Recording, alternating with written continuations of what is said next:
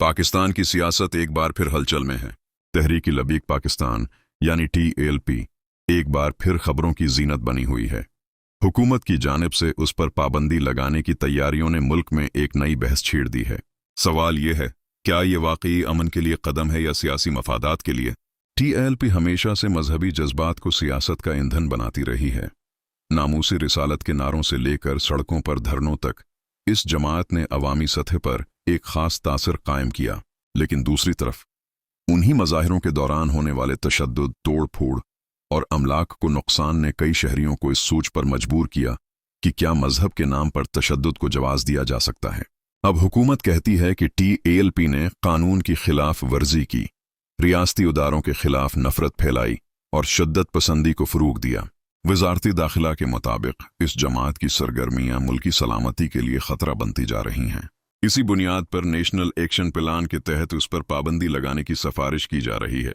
लेकिन दिलचस्प बात यह है कि यही हुकूमत कुछ साल पहले उसी जमात के साथ मुज़ाकिरात कर रही थी।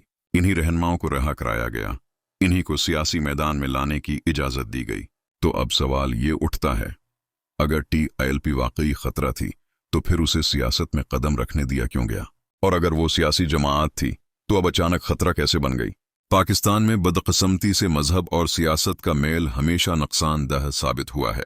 मजहब के नाम पर वोट लेने वाले रहनुमा जब इक्तिदार के करीब पहुंचते हैं तो उनकी असल तरजीह अवामी फलाह नहीं बल्कि सियासी असर व रुसूख बन जाती है।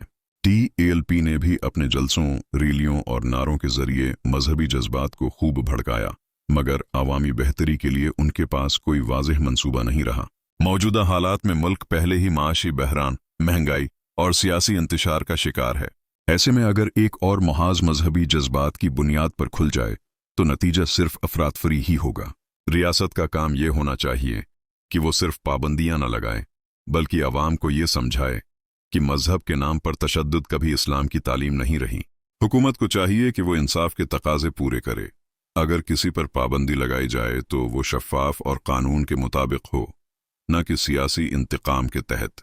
और अवाम को भी समझना होगा कि जज्बाती सियासत हमेशा नुकसान पहुंचाती है। कौमों की तरक्की शूर, तालीम और इंसाफ से होती है, नारेबाजी और नफरत से नहीं।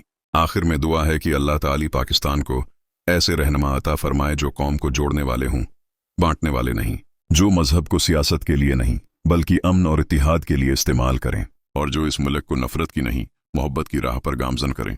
अस्सलामु अलैकुम।